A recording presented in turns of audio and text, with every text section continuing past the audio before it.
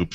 Ladies and gentlemen, we are live it's for like a Daily meat Tech dish. News Show pre-show. It's really good.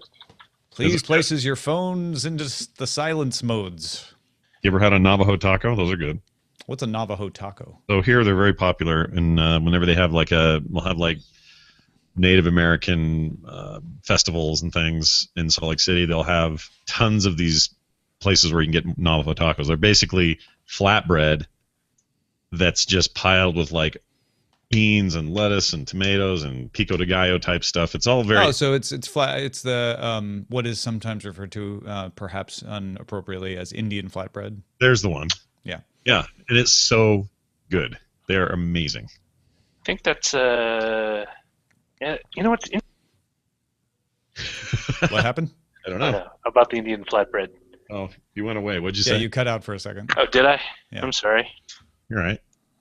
Is it working? Is it Yeah, cutting yeah, out? it's working now. Oh no! Like supposedly they developed that particular food stuff because that's what the U.S. Army left for them, like as part of the hey, you're gonna live on a reservation now. Oh, We'll really? supply with. They gave them like lard and flour. Oh, I see. Oh, weird. Well, that's a darker turn to my otherwise Sorry. local enjoyment of some customs. That's horrible. I mean, they made. Hey, look, they did what they could. They made a taco out of it, all right? And it's really good. When life gives you crap, make tacos. When life gives you lard and flatbread, make tacos. All right. I think I still got a couple of minutes here. Apologies, YouTube audience, but we've got to let the live audience show up. And they got We start a minute early, I guess. That's all right, right? Yeah, I started doing the Diamond Club simul stream for the morning stream because the latency is so low. It's like 5 seconds before anyone hears what we say. Yeah. So if we have live calls or contests or whatever, they're in. They're in. Yeah. Well, that was Brian and Justin's big effort, right? Was to get somebody to do that, and Diamond Club stepped up. Yep, worked out. Diamond Club is amazing. Mm-hmm. All right. Shall we go then? Yes. We shall. Here we go. Do you struggle to get everything you plan all done in 1 week? Do you sometimes wish you had an extra couple of hours? Or maybe another day? We here at the Daily Tech News Show think the same. And with your help, we can add an extra day to your week. dailytechnewsshow.com/support. With your help. Day 6, coming soon. This is the Daily Tech News for Wednesday, April 13th. Wednesday the 13th, 2016. I'm Todd Merritt. Joining me today, Scott Johnson, head of the Frog Pants Studios, head of production at Frog Pants Studios.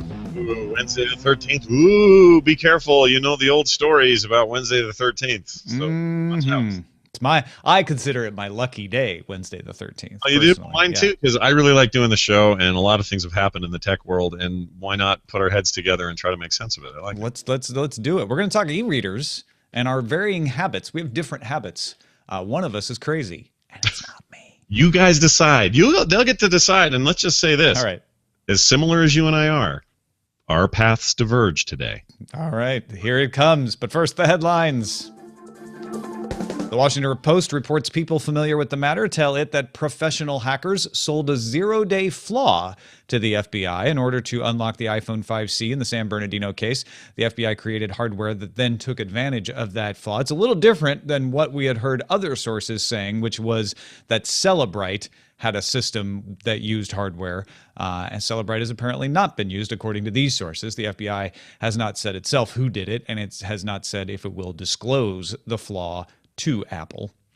In a related story, Senators Richard Burr and Dianne Feinstein issued a formal draft of their bill that we've talked about on DTNS before. This is the one that would require tech companies to have a way to decrypt any product that they provide encryption for. The senators are seeking feedback on this first draft. Now, the new draft narrows a little bit since the one we saw previously. It only applies to crimes that cause serious injuries, drug offenses, crimes with child victims, or foreign intelligence gathering. Any idea what they paid? That's the only part they don't talk about, and I would love to know. Do you have a guess? You mean the senators, how much were they paid? Or do you mean the FBI, how much did they pay the zero-day I was hack? thinking, now that you say that, the conspiracy widens, but I'm just wondering, what do you think? Either one is a valid question. Like a flat fee. What is flat fee in their world? I don't Yeah, and to be honest, this for people unfamiliar, this is a very common practice.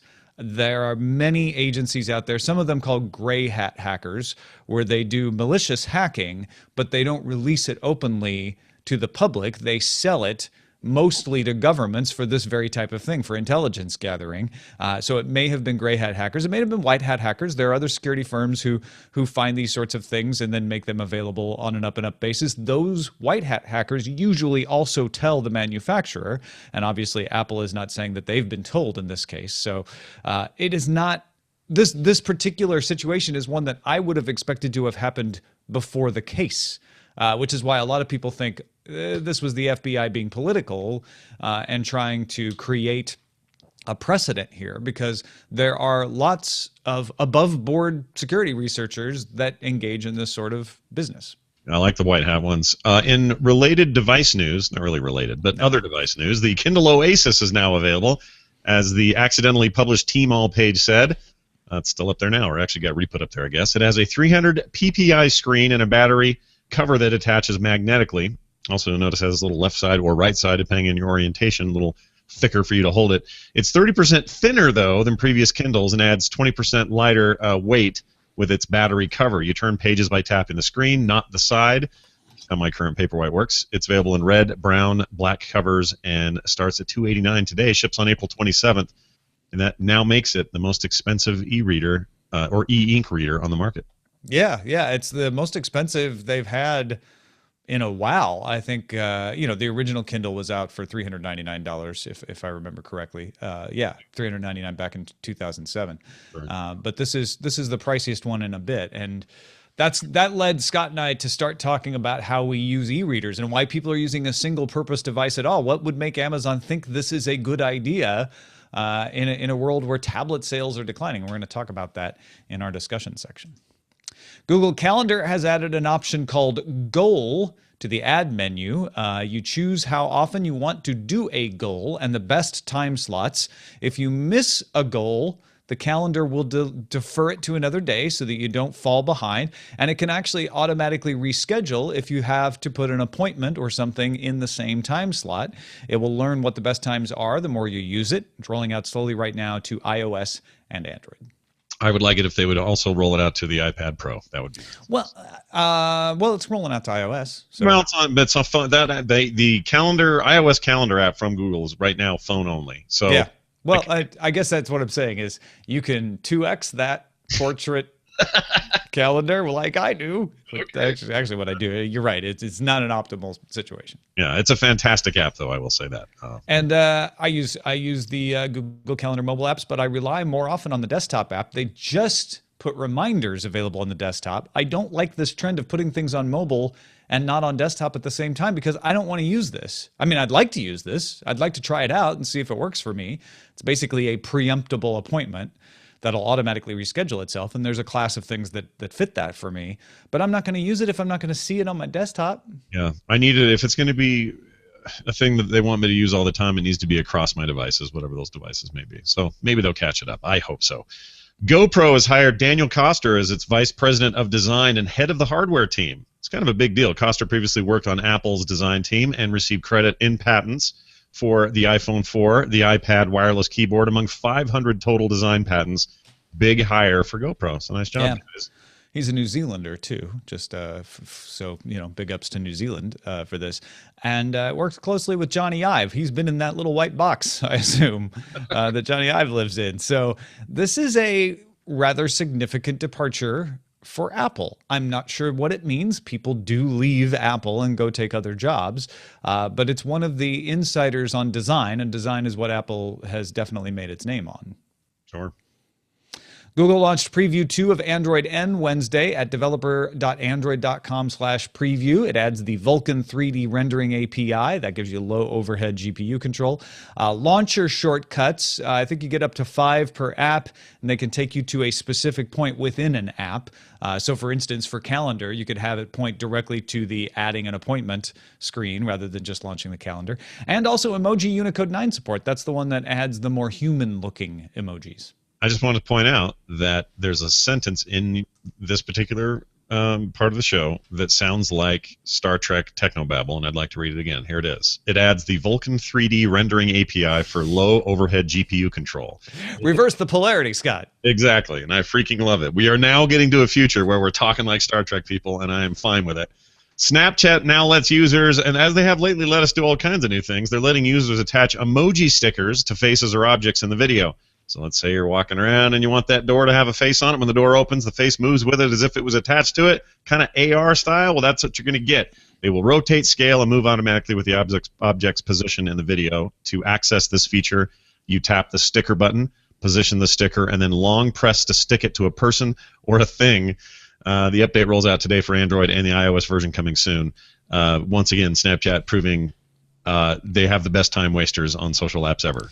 Yeah, seriously. I follow Grace Helbig on Snapchat because I think she's hilarious and talented, but also now because she is the one that introduces me to every filter. Those things that put puppy dog ears on you or make your face look like an alien.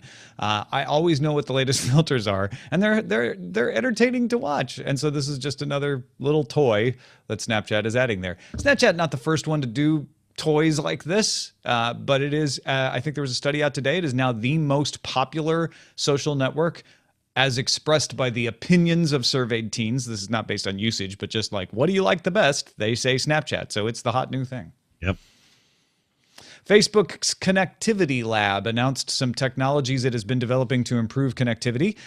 Two of them in particular. Teragraph is a 60 gigahertz multi-node wireless array focused on bringing high-speed internet connectivity to dense urban areas. Now, it's a little counterintuitive. It uses WiGig in the 60 gigahertz spectrum and some data processing on the back end.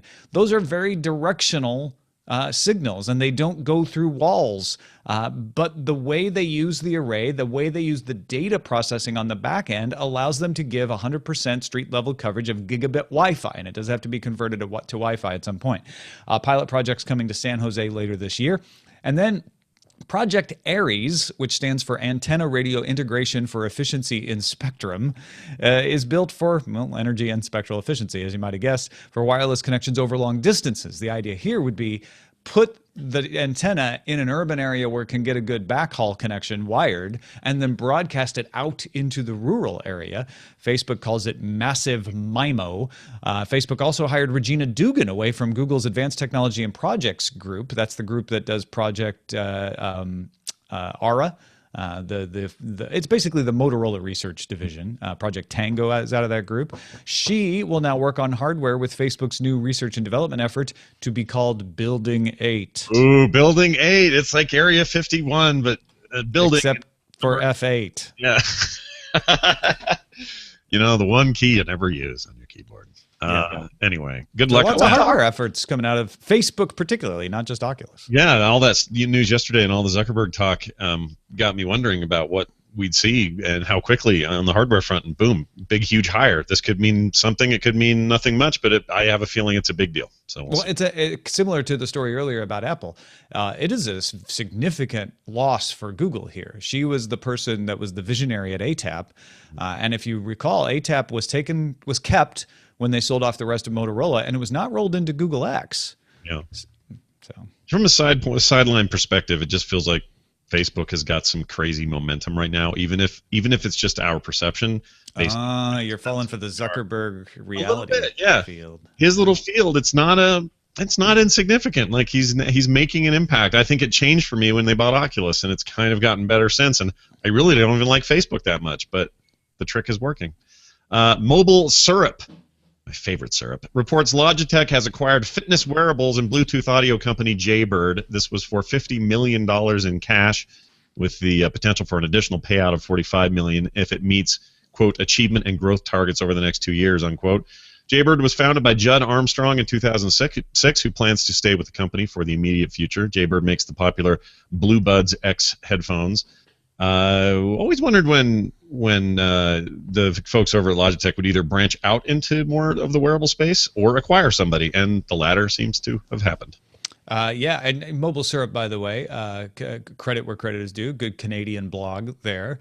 But the Jaybird, I believe, is based in Salt Lake City. That was the Utah connection you were talking about before the show. I had no idea. We have a lot of, listen, right now, a little bit of a resurgence. We had our kind of Novell WordPerfect days way back in the day. Things are coming up roses, man. You got all these cloud companies and stuff coming out of Salt Lake, and now Jaybird. The universe is next, or something. And next, the universe. But yeah, interesting acquisition. Everybody wants to get into wearables, and a lot of people pointing out that Jaybird's most popular products are just headphones, which are certainly technically wearables because you wear headphones, but they're not exactly what wearables talk about. But they do have a fitness tracker, so yeah, makes sense, like you said, for Logitech to get into that space. That was also my my little league baseball team name was the Jaybirds. The Jaybirds. Oh, look at that. Yeah. Freebooting is what they call it on Facebook when you steal someone's video and put it up and claim it to be your own. I believe it's just called piracy on YouTube, but it's got a cool name on Facebook. And Tuesday, Facebook launched Rights Manager. That is basically their version of YouTube's Content ID. Facebook page admins can upload video they wish to claim as their own. They don't have to publish it. They can just put it up there and say, we want to make sure that if anybody puts this up, we control it. If the new Rights Manager finds a video that matches uploaded video, then you can either just have a notification sent to the page saying, hey, this isn't your video, you need to take it down, or you can have it automatically reported as a violation and marked for deletion. You can also make whitelists if you want to say, oh, well, this page over here can post it. We have a deal with them. That's okay. For now, content owners must apply to join it. It's sort of in the beta stage, and then they can get access to either the dashboard, or if they're a larger publisher, an API that they can implement themselves. There is no option to monetize the content on someone else's page, largely because Facebook doesn't do a lot of video monetization right now, but that may change in the future. Yeah. Also, I'm sure we'll never have any false positives. Oh, I can't wait. Yeah, because Content ID is just a dream. It never has pulled down several versions of my shows accidentally, sometimes because I owned both copies on 2 different channels. Oh, yeah, and I've never had a video pulled down because of music that was actually written for me. Music. Yeah. It's never happened before. It's a utopian society we live in. Google is releasing a version of its own open source machine learning software, TensorFlow, that can run across multiple machines, up to several hundred at a time.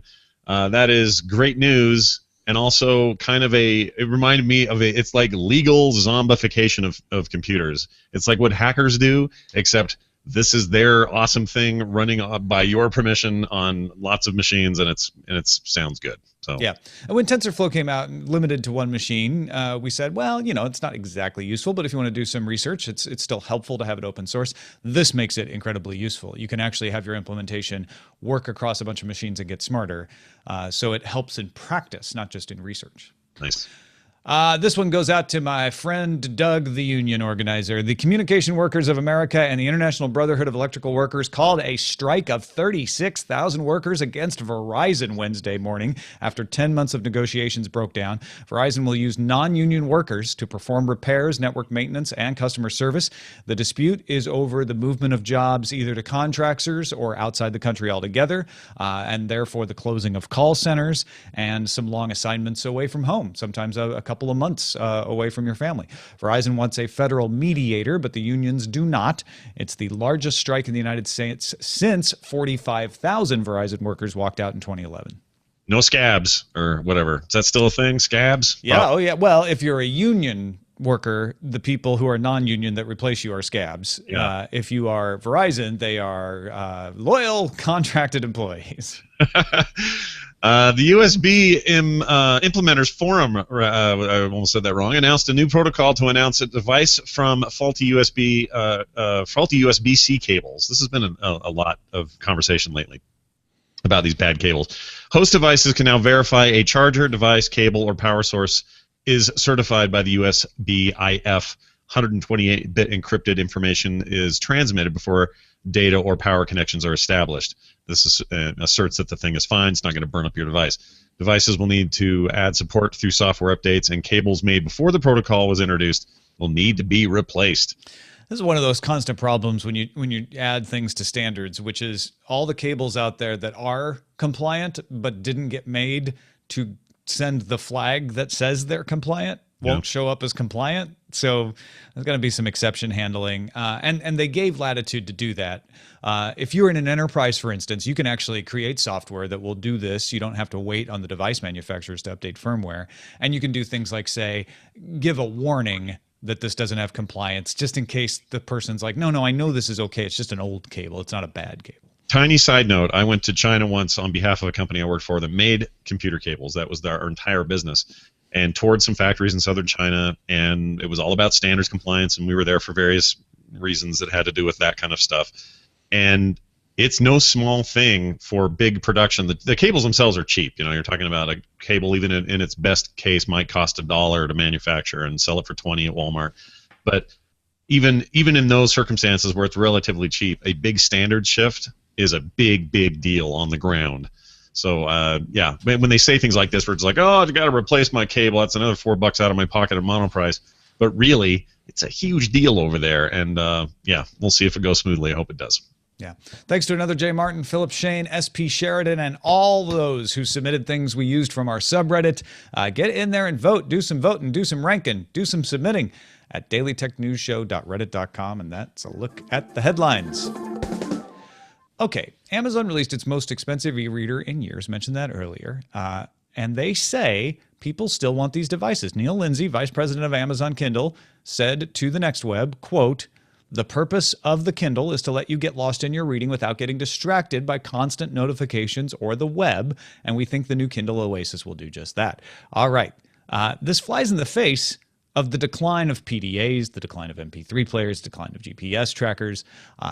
Now, those things have not, well, PDAs have pretty much gone away. MP3 players and GPS trackers still have their niches, and people still buy them and use them, but they're very small.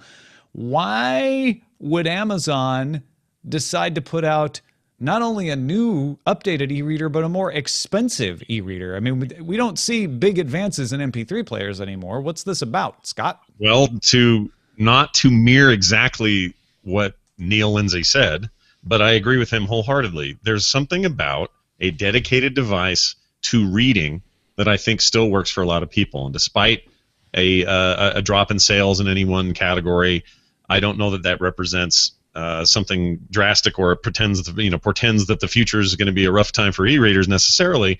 Time will tell. But I believe that a standalone device, and a lot of this is going to come from my own use case. All right, I used a tablet for a long time to read, and I stopped doing that, not because it was eye strain, not because the glare in the sun or any of those there's some other advantages from a technical standpoint to an e-ink reader. But the main reason I stopped was because I would get distracted, be it from notifications, which, yes, you can turn off. But again, if I just want to sit down and read the thing, I'm not necessarily thinking about all the stuff I need to turn off or mute. So I get a text from somebody, answer that. Get a Slack from somebody, got to go answer that. And what it was doing in this very personal, solitary thing that you do when you read, it's perhaps one of the most personal kinds of media consumption mankind's ever had. It's you, it's your eyeballs, it's a bunch of words, and the only way to really make that social is to read it out loud or record it.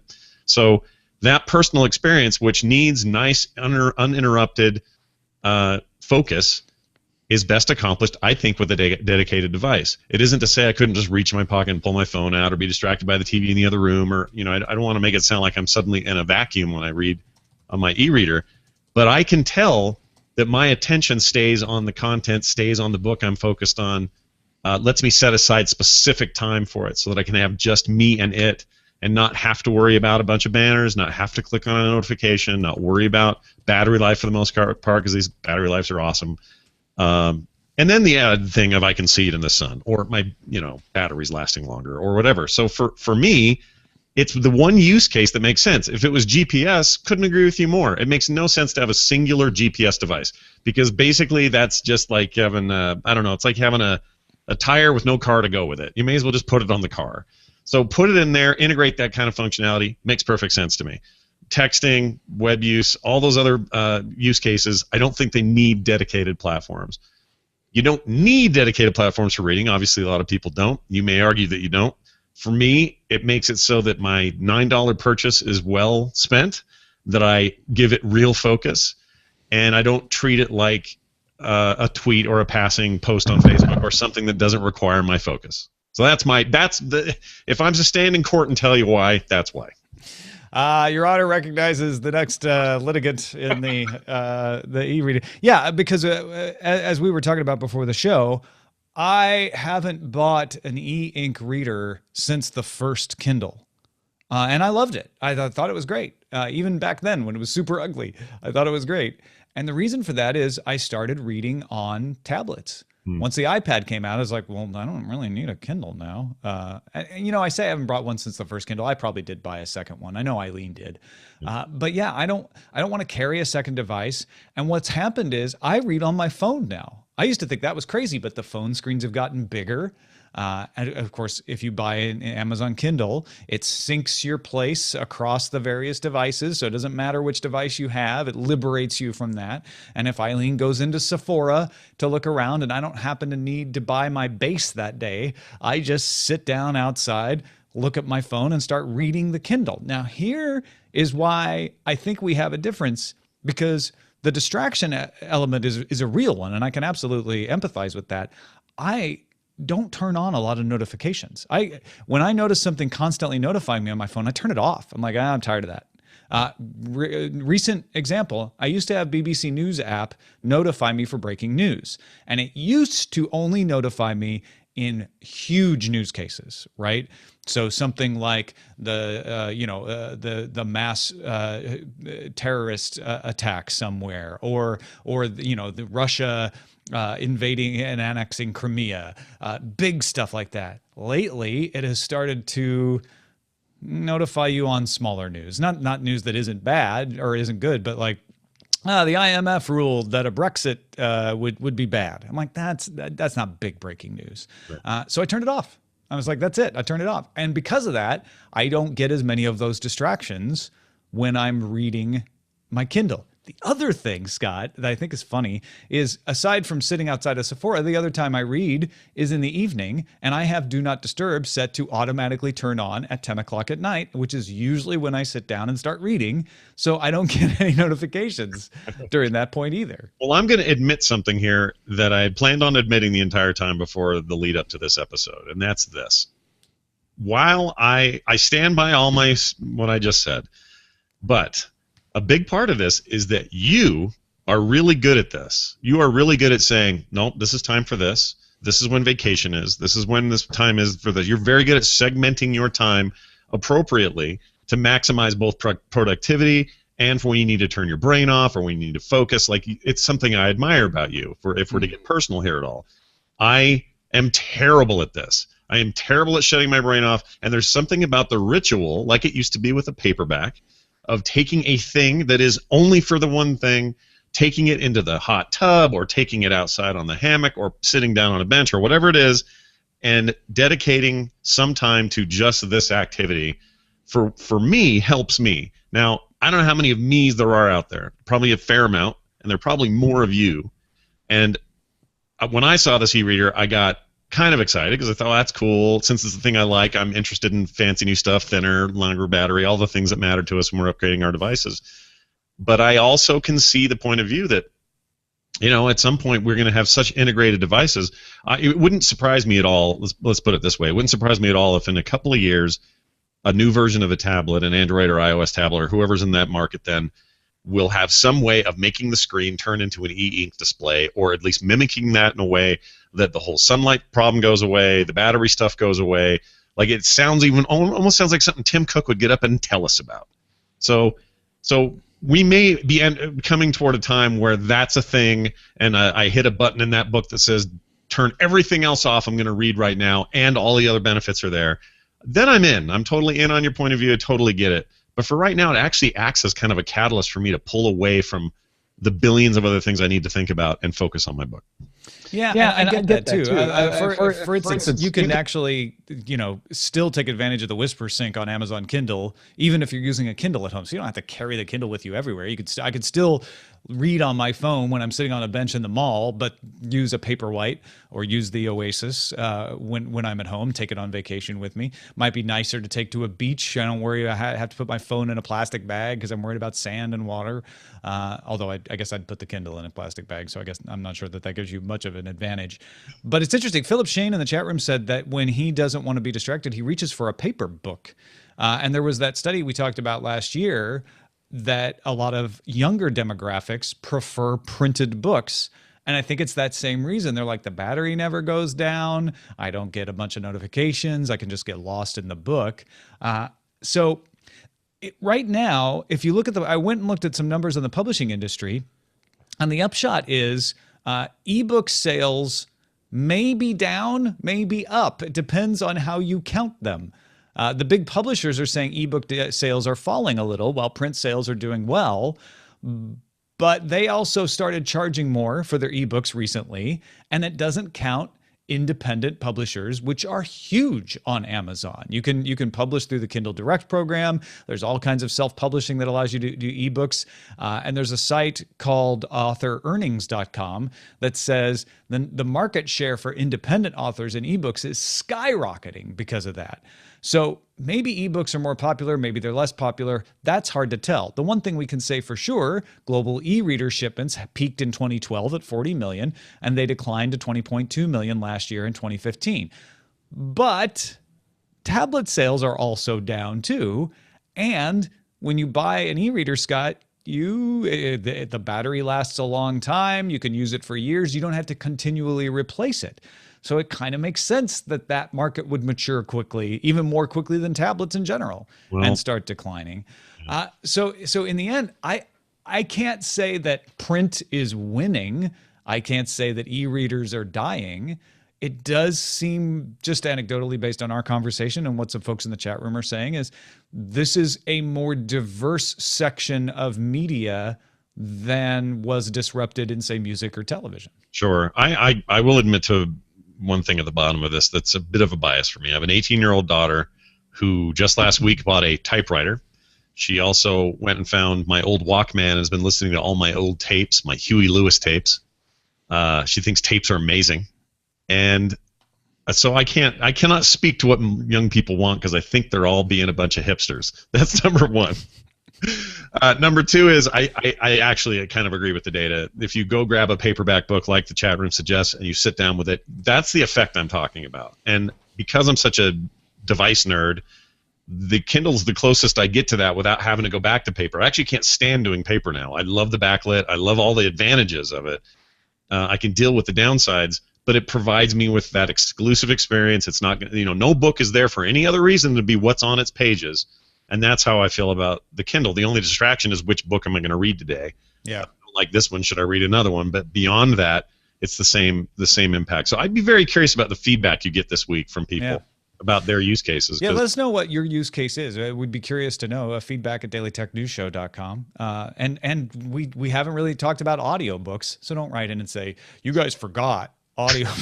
That's another dimension of this, and probably affects the kind of books that I read, because I do listen to a lot of audiobooks as well. Yeah, and audiobooks are great. I lose focus, so I don't do them as often as I do written ones. And guess what? That just makes me one of these many demographics you're describing. So I am guessing you're going to have way more diverse response on this than we might think. Let's get to our pick of the day from Carl, Diamond Club Carl. Listener pick particularly for you, Scott. In episode 2729, Scott was asking about some of the details of the undersea cable laying process. Well, the AT&T Tech channel on YouTube has both modern videos and also clips from the old Bell system archives. One of those videos is a short documentary on the CS Long Lines, a cable laying ship. Cable being laid has advanced from coax then to fiber today, but the basics are still the same. And he's got a Diamond Club short link for us, YOLO420.com/cableswag. That's awesome. I want to go look at that. I love that kind of stuff, and I'm very curious about how they used to do the old stuff mostly. I mean, today I'm sure it's extremely safe and totally cool, and it's easy in comparison. But back in the day, what it meant for hardy men to get some cable at the bottom of the ocean is fascinating. You're just riding on the edge of a metaphor there, I'm sure, of some sort. But thank you, Carl. Send your picks to us, folks. Feedback at dailytechnewsshow.com. You can find more picks at dailytechnewsshow.com/picks. Few messages here today. Wes in Nome, Texas, no G, spelled N-O-M-E, like the Alaskan gnome, says, I really enjoyed the show about non-gaming uses of VR and AR. In addition to the ones you guys brought up, I've been thinking of one, archiving. Can you imagine what it would have been like if we could have had the technology when the Beatles played at Shea Stadium or Martin Luther King Jr. gave his speech on the Washington Mall? I know we can't recapture them now, but VR and AR could revolutionize recorded history going forward. The implications of such an advancement span the entire gamut of categories. It would enhance educational resources, preserve the world's wonders, both natural and man-made. My children could visit Stonehenge, Petra, Taj Mahal in their history class. And in fact, Cardboard and Gear VR both have efforts to bring those sorts of things to the classrooms right now. Wes says, in my mind, the possibilities continue to stretch the more I think about them. Yeah, I could not agree more. I think this is the thing I'm most excited about is not just the archival benefits, which I hadn't really given that much thought to, but just the idea of bringing places to you that you would never otherwise be able to get to. And we will, from here forward, have 360-degree video, 3D video of events and occurrences, and probably this year's presidential inauguration and a million things moving forward that we would have never had before. And the hope is that, along with all our two-dimensional archiving, we're smart about that. We keep it all safe, and when the zombies come, it's somehow kept in a bunker or whatever. Well, and I remember thinking when I was younger, like in the early 80s, late 70s, like, wow, we now can record everything on video. All those things that happened before the 40s, we'll never be able to get, but everything will be recorded. It's that same sense. It's just, and then it became everything will be color, and then it became everything will be high def, and now it's going to be everything is 360 degree or pi ars to idiot or whatever you want to call it. But yeah, I would love to be able, and I'm sure you could simulate it, but I would love to be able to see real video of, a street in New York in 1942. Yeah, even just a simple street corner. Yeah. But if you want to go crazy and say, well, wouldn't it be nice to be at Martin Luther King Jr.'s speech at the Lincoln Memorial, but not just see him talking? We have that. But be able to turn around in real time while he's speaking. Look at the directional. See the little girl behind you who's just enraptured by his speech, or look over here and see a group of people who are cheering or whatever it is. Like, all of that is so interesting to me. And there's two things that's going to happen. And this is what I would just add to his desire, and that is, we can document the things that we can moving forward, but we can also start to see recreations of the things that we can't. And that's equally as interesting to me from an educational standpoint, or even from this archival historical standpoint. We can accurately recreate major events, JFK's assassination being maybe a little on the dark side. Finally, we can determine what really happened.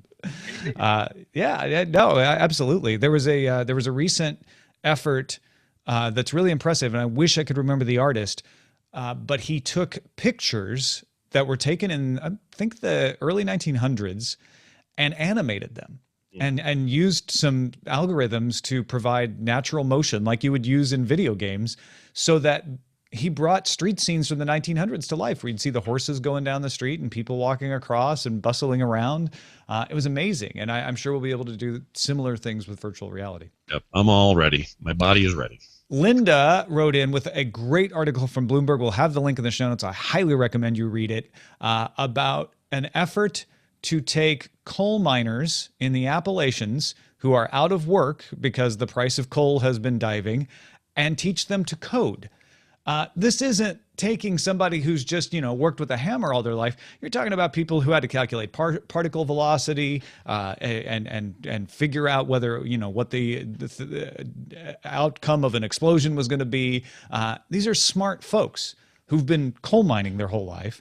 Teaching them to code is apparently a very natural step over for a lot of them. There's an interview with one in this article who's like, yeah, okay, this is a little cleaner, a little less sweat, but it's a lot of the same kinds of calculations and thinkings that I was doing and I'm coding. And so they're building up places that do coding in eastern Kentucky and parts of West Virginia, and trying to provide. And some of these people starting these companies are not carpetbaggers from California. They're people who used to run engineering firms that supported coal mining outfits, who they've lost business as well, and now they're converting that engineering into code bases and companies as well. It's really fascinating. Anyway, thank you, Linda, for sending this along. Yeah, really cool. Finally, Allison Sheridan, right before the show, sent this email to me, Roger, and Brian, and I hope it's okay to read it.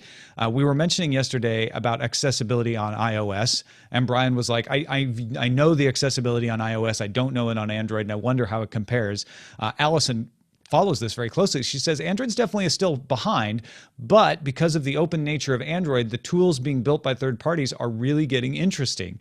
At the CSUN Persons with Disabilities Expo 2 weeks ago, we saw some cool stuff. One was an overlay for Android from Sesame that let me, in less than 5 minutes, learn how to operate the phone by only moving my head and for very small distances. Another was a phone out of the Czech Republic for the visually impaired and elderly that showed them only words in really big type. So you'd swipe between major functions like phone versus calendar without all those little icons to understand. And she's got a link to podfeet.com, her blog, with an episode where they did an interview with Sesame to show her learning to use the iPhone with, or learning to use the phone, I guess it was an Android phone, with her head movement. So go check that out as well, podfeet.com. Look for CSUN 2016 Sesame phone, or we'll have a link in the show notes as well. Very cool. And that is it for this show. Thank you, Allison, for sending that. And thank you, Scott Johnson, for being here. I know you're a little under the weather today, but you could not tell until I just let everyone know. Well, like Jaybird, I needed to be prepared for my big moment here today. No, I've been a little under the weather, but I can't miss this. I freaking love this show, and I love being on here. So thanks for having me on, as always. If people want to follow me throughout the week and want to know what's going on, best place is probably still Twitter at Scott Johnson, or they can find out what's going on in the Frog Pants Network at frogpants.com.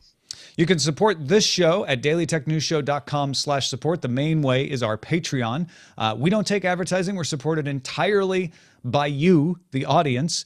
So if you can support us, patreon.com/DTNS, or just tell people about us. Give us a review on iTunes. Give us a review on Overcast or whatever your favorite podcaster is. Podcatcher is. Don't give a review on a podcaster. They may not appreciate it. And we appreciate every little bit of support we get, whether it's monetary or not.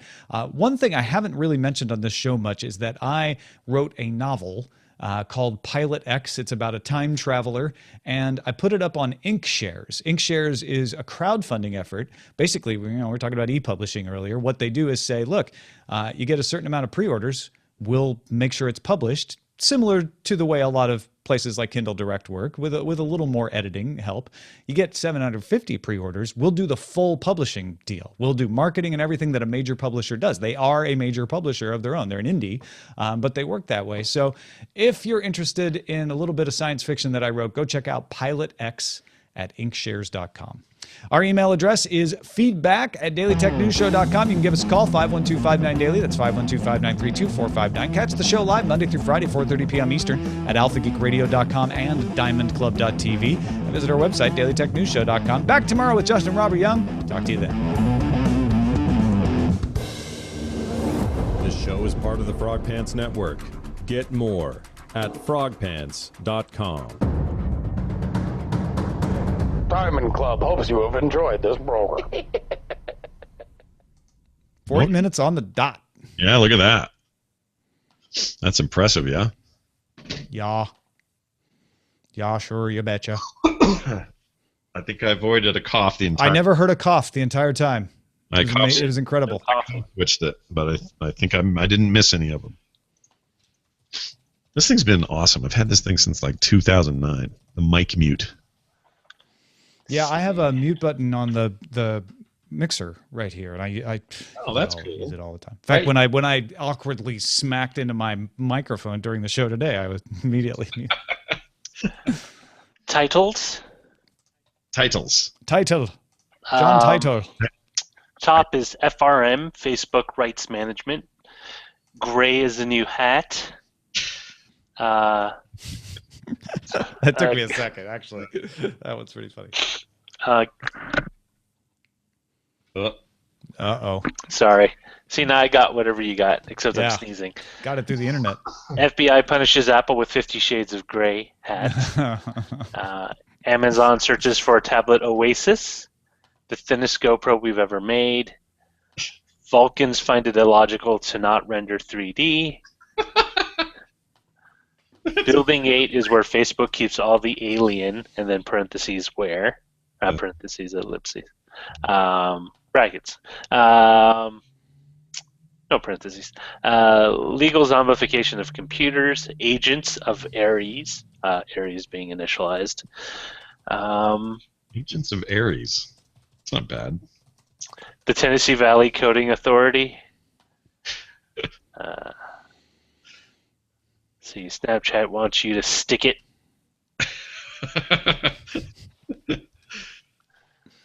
See, there's one that says X checkbox, and this says Utah connection. Yeah. Google tries to score a goal. Freedom contractors. Oh, they're doing like goal. They're doing... Right. All right. Took me a sec. Why pay hackers when you can force Apple's hand for free? There are very few tablet ones or e-reader ones. E-reader ones, yeah. What do you guys like? I don't know. ADD, Amazon dedicated device. Oh, that's clever because that's kind of central to the point. Yeah. That we were making. I just saw that, and it's from Shane. I like it, but I don't know. You're a wordsmith, Shane. Yeah, Shane the wordsmith. I like it. That one's pretty good. It goes directly to the point of it. Yeah. And is funny and pithy. Yeah. Pithy. It's all the things. It's everything we need and more. It's not the title we wanted, but it was the title we needed. No, it's the title you're getting. Yeah.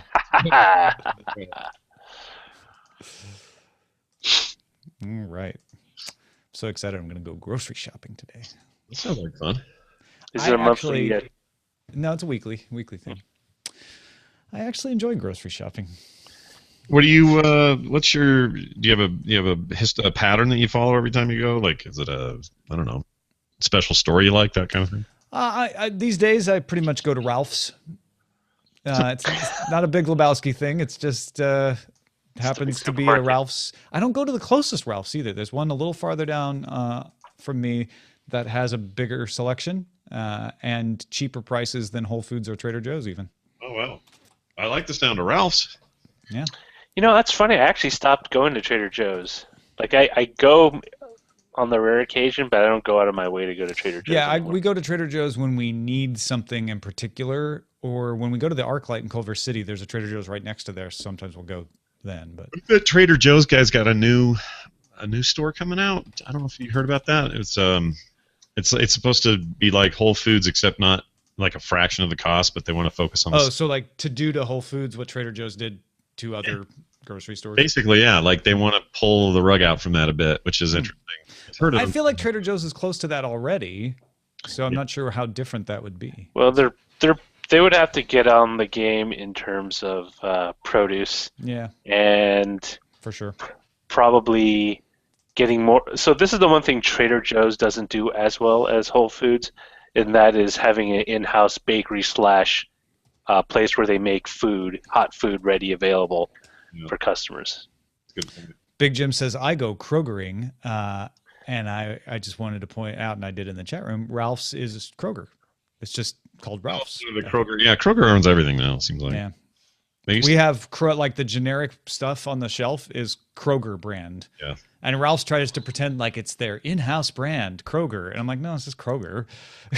Do you have Ralph's stuff on the Kroger shelves in other stores? Oh, it's our in-house brand, Ralph. You guys have it's a little hippie sounding, but do you have one out there called Sprouts by chance? Yes. Yeah. There's some Sprouts around. In fact, Sprouts opened up near Django and Sawyer's old day pet running place in Petaluma. Yeah, I like them. We have one right near us, and it's pretty good. We don't have any near us. They are around, though, in LA. There's one in Saramonte now. Oh. I like that. There's did you guys ever get the Fresh and Easy? No. Oh, yeah, it was that was my Tesco nickname. Yeah. It was, and they wanted to broaden out the U.S. market. And this is one of the weird things about British and American companies trying to cross over the Atlantic and trying to open up stores in respective countries. They never really work. Some of them do, but for majority of them, Aldi was big in Southern Illinois when I was growing up, and I did not know until later that it was a German chain. Well, they own Trader Joe's. They actually bought the original Trader Joe's back in the late we and that's the family chain that runs everything. Oh, I didn't know that. German? Yeah. No. My grandma used to drive. We had IGA, Super Value, and Kroger in my hometown. My grandma would drive 15 to 20 miles to the next town to go to Aldi because she just thought it was much better. Yeah. Well, you always have your favorites. Yeah. We're big on Harmons here. We have a lot of Harmons. We have Vaughn's, which is basically Safeway, and then we have Albertsons, and actually no, Albertsons got bought up. It's now called Hudgens or something. Oh, we used to have Albertsons too, and they're not here anymore. I wonder if they just.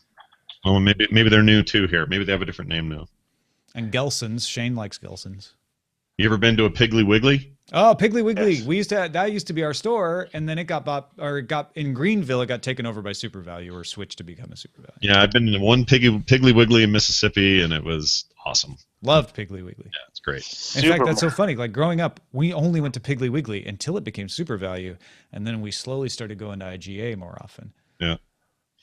The conglomeration of supermarkets. No more mom and Never really went to Kroger much growing up. Yeah, supermarkets are a thin margin business. Those, unless you're willing to do loss leaders and stuff. I mean, that's why you bleed so much money out of those things. Well, isn't that why Target and Walmart can get they have their super Targets and super Walmarts because it is a loss leader for them. Yeah. They totally make it up in whatever else they sell you. Like, yeah, delis and stuff. Whatever may be there. Oh, I tell don't even. you about my project. I was going to bring it up today and I forgot. Oh, what is it? So I ordered a Raspberry Pi 3, and I'm going to build and program out a full-scale custom arcade cabinet. Right. That's right. With the full-blown, emulation in it with the Raspberry Pi, which is like, for me, the biggest revelation was, oh my gosh, why am I not doing that? It's got a 32 gig, SD card. It's all I'd ever need. It's not like it's, I don't need a PC anymore to do this.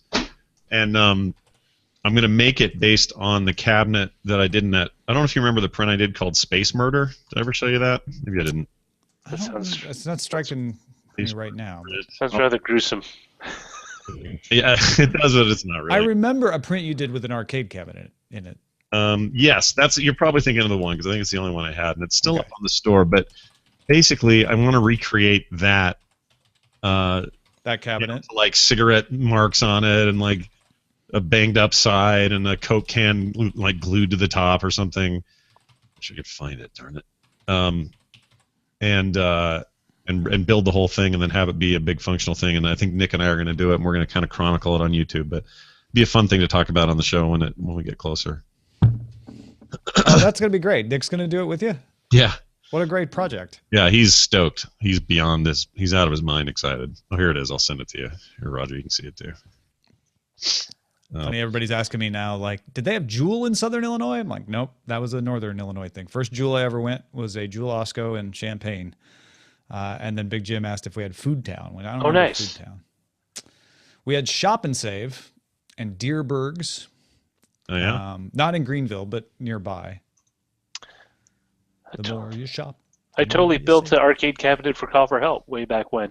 Did you really? It was one of those sit down cocktail. Oh, like the cocktail one, yeah. Where did it end up? Is it still there somewhere? I think one of the crew members took it home. Yeah. On the last day, we were all leaving the set. That was our last show. I looked around. I saw him and someone else carrying it out. It's like, don't break it. I might want it back someday. That's amazing. Yeah, could you even get it back? Do you remember? No, I have no idea. It passed out from his hands to someone else. Yeah. Honestly, it was more about putting it together than actually playing it. Yeah, no, for me, it's the nostalgia of having a full-size cabinet and designing and doing all the art myself. Like, that's super exciting to me. Remember when you were growing up, they used to offer those contests in the cereal box, like 5 lucky winners will get a full-size Centipede arcade for their home. Yep. And like, you were as a kid, it's like, I want one of those. I said, want one of those. For $3,000 or $4,000 new, so it was a pretty good thing. The problem is when you get them, your CRT had like a lifespan of just a few years or something. Well, what was the company? And this is the thing about not having CRTs anymore, having them essentially new builds outlawed, is it's impossible to get a replacement CRT. So you have to make do with an LCD, yeah. which is better for the environment. It's lighter and it's easier on your eyes, but you don't get the same feel. No, you don't have that weird diffusion on the edges. You don't get that. The scan lines, you don't get any of that. It's not giving you whatever cancer it's giving you anymore. Like, it's just not the same. But you can fake a lot of that really well now with emulation stuff and create like scan lines and low resolution, and you can do some pretty cool stuff. And this is how spoiled we are. Is that the reason why it doesn't look so good is because the resolution's so sharp compared to like the CRTs from back then. Yeah. And so what you're complaining about is the fidelity of the equipment so high that it shows you how crappy it was. It's true. To begin with. Hey, thanks to Scott, who just bought Pilot X on Inkshares 4 minutes ago. Nice. Also represent Scott. Representing the Scots of the world, yeah. Right. I haven't actually looked at this yet. Yeah, it's just the Raspberry Pi is just a straight up circuit board. Oh, I gotta get a controller board though. That's the only part I don't have because I got it. Joystick stuff. I gotta go through all that crap. So what are you gonna use for the joystick? Are you gonna get some? I'm gonna buy some plungers and sticks and stuff, but I'm still kind of in the shopping mode for what's the best stuff to get or where to get it. If you're doing any fighting games or anything, you definitely want to go with the stuff that they use for Street Fighter sticks. Yeah. Like the what is that? Oh, I used to know all this because I was actually considering buying. like a fighting stick. Yeah, like I would build one. I was going to build one for not Texel, that was for the other show. Let me see, Street Fighter stick. Maybe someone in the chat room remembers what I'm talking about. Amazon's got some pretty good stuff. Like, well, I don't know if it's good stuff, but they have a bunch of button and stick options. I need to ask around and just see who says this is what's good because I have no idea. Yeah, you want to get like for like Japanese arcades, like Sanwa parts are generally. Sanwa? Oh yeah, I'm looking at those now. That's a good brand. Yeah, and there's also like, for example, they sell buttons they're not like American ones where they're depressed. They're actually convex instead of concave. Oh. So when you play like Street Fighter, you can just tap the buttons instead of having to put your entire finger on the button to get it to punch. Oh, look at that. Yeah, interesting. They've got some LED ones too that are clear and will light up based on color stuff you can program in the Raspberry Pi. I mean, there's a lot I could do here that it just depends on how dumb I think I am. Getting a good control down is critical because that will totally affect the feel of the game you play. Makes it, yeah, exactly. Like what's that? X Arcade, I'd probably stay away from. Yeah. You know, those guys that sell that. Because I've used their sticks; they're fine, but they're not the best in the world. So I'm looking at some buttons. There's some. Sanwa has a DIY kit. It's got a joystick and a whole bunch of buttons. I wonder if this is a good deal. Only $60. Oh, and a control board too. USB control board. Ooh. Yeah, all this stuff is super foreign to me, but I want the challenge. I want the electrical part. I'm excited. This is going to be fun to watch. Yeah. It will be really neat. Like once you start, I think one of the key parts is just measuring out your layout for your buttons. Because if you're going to do it like most people do, where you basically cut into a chunk of plywood and then you bolt or screw in the buttons and the controller, kind of figure out what the layout is best for you.